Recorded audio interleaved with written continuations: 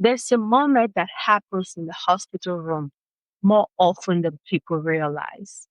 Two people can love the same person deeply and still completely disagree about what should happen next. One may feel ready to shift to comfort. The other may feel it's too soon. One may say he's suffering.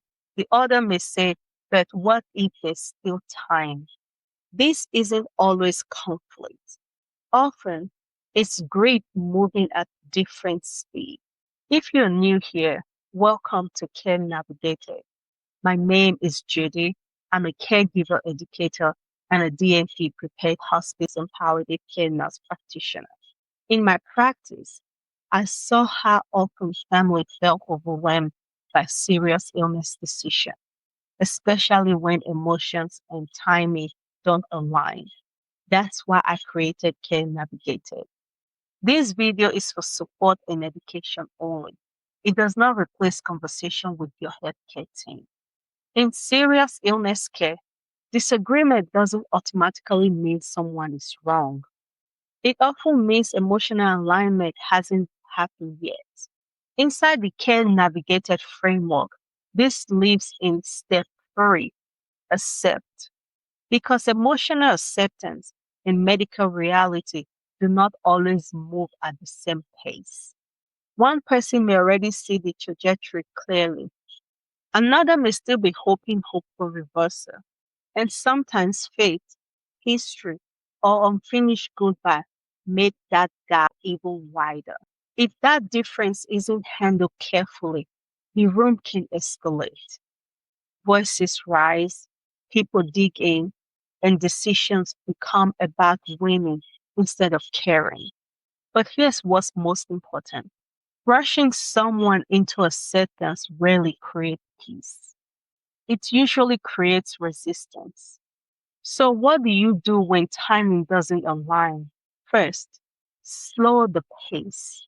You might say, I can see we are in different emotional place right now.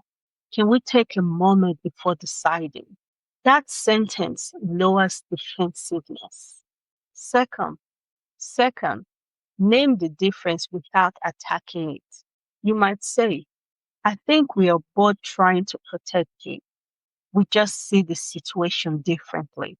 That statement keeps the conversation about shared love, not opposition. And thirdly, return to clarity. You can ask, what are we preparing for medically right now? Sometimes disagreement isn't emotional, it's informational. And finally, if needed, separate timing from finality. You can say, we don't have to decide everything today. Can we focus on the next step instead of the entire outcome? That reduces pressure. Disagreement in serious illness is often about timing, not intention. Two people can love deeply and still be in different stages of acceptance. The goal is not to force alignment. It is to create enough emotional steadiness that decision reflects reality, not panic. Reality before alignment. If you ever been in a room where everyone loved the person but couldn't agree on what to do next, you're not alone. Disagreement doesn't mean failure.